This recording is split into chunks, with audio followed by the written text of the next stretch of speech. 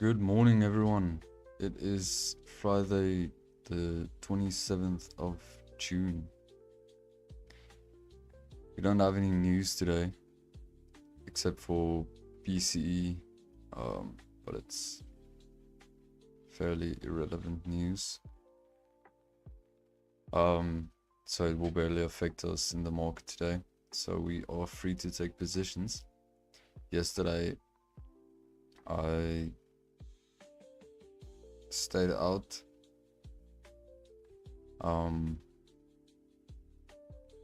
There was unemployment claims, and usually what happens is I don't mind the news, but I mind what happens when I take a trade during news, because usually if there's news around New York Open, a lot of times what happens is I'm still in my position by the time the news rolls around, and it just creates a mess for my trade. So I like consistency,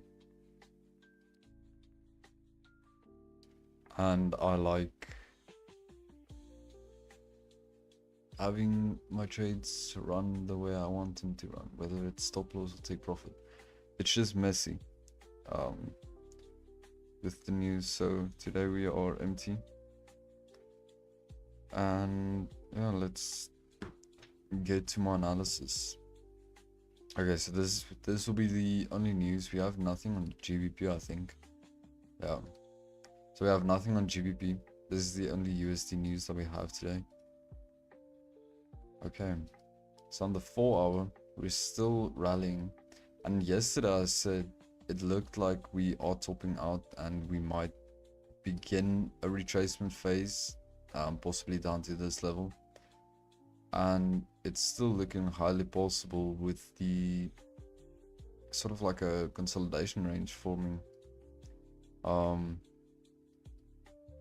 It's not quite consolidation, it is sort of, but it's just it's almost like a slow in momentum rather than a consolidation.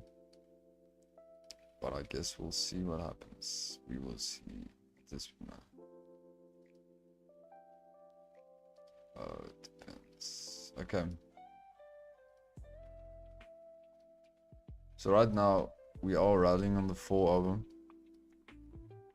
If we do get a close above this hourly, or actually, now that I think about it, with the 4 hour being this slow in momentum, it's highly likely that we could get manipulation, like a close above and then drop down below. So I think what I would do is I would wait for price to close above this high, and once we've closed above this high, I can then take a long position, because this just makes my probability of getting manipulated lower. And then down the short side, if we do get a close above below this level, then I will take a short position.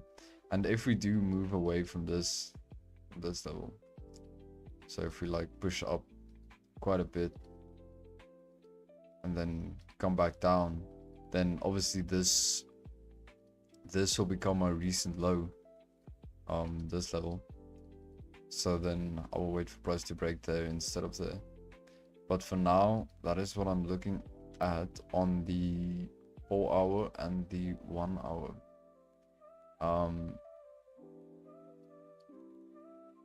Yeah, and I think the fundamentals will be slow today. We already see these fundamentals are slow, but I'm talking about it's like I also talked about yesterday with the wars going on. It's affecting USD a lot, and I believe that we should be fairly quiet today. You know, it's Friday. Usually it is quiet on a Friday. But yeah, that's about what I'm gonna be looking for today. I will be cautious though, because like I said, if we are slowing down, usually with a trend reversal, or a high time frame retracement in this case, you will see a lot of manipulation happening in price action. So you might think that we are bearish, we're pushing down right now, and then next moment we push up again and you get stopped out. So I'll be cautious with my entries, making sure my confirmations are there. But either way, doesn't really bother me, because you know, you cannot enter into the market without confidence. So I'll enter with my confidence. You know, I won't be scared, won't hesitate to enter. I'll just make sure that I'm not seeing something that isn't there, which is what I mean. You know, making sure that I'm actually seeing what is happening in the market and I'm not seeing what I want to see, is what I mean.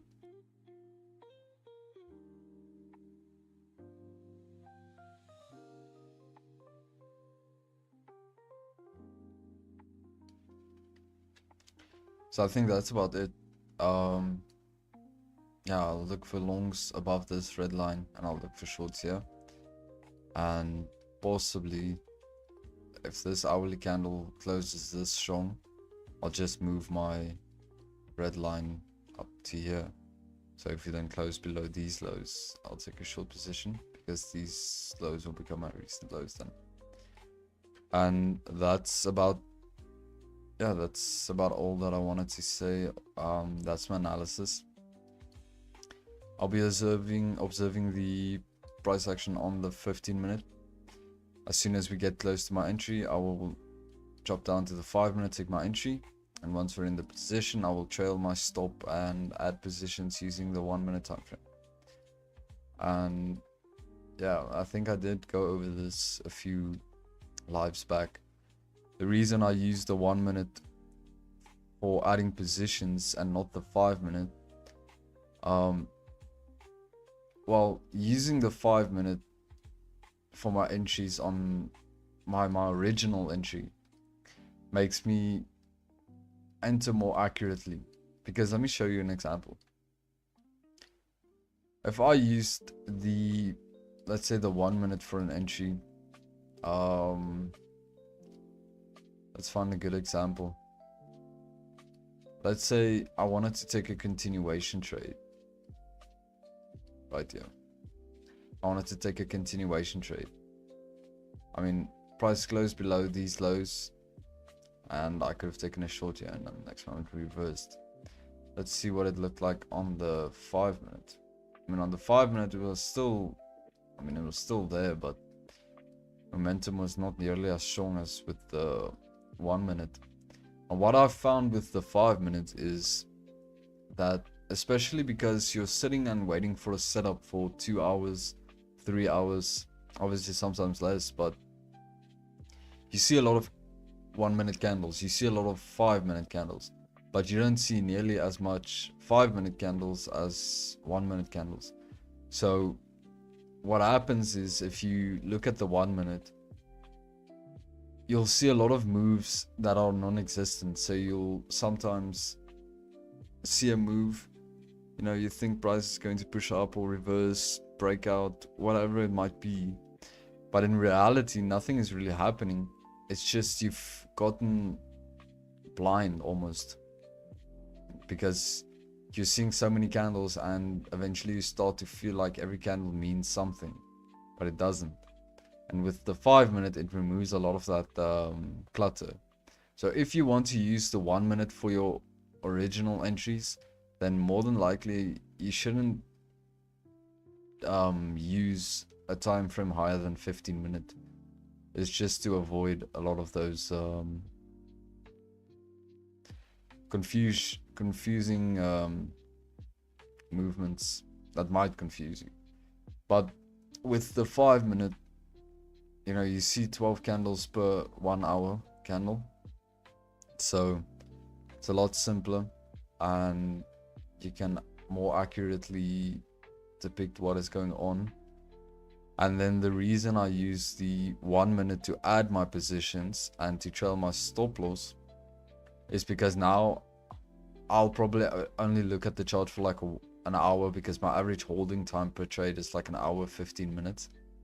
So then I can get more accurate with my trailing stop loss and my added positions using the 1 minute.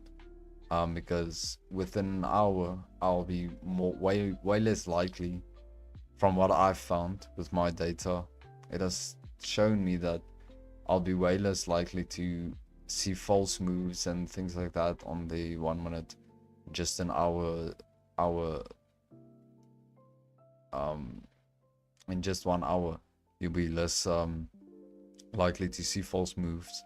I mean, yes, on 2 or 3 hours time you'll see a lot of false move, but in just 1 hour it'll be way less likely. It happens, it still happens a lot.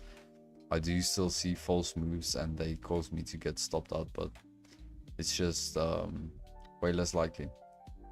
But that's about all I wanted to say.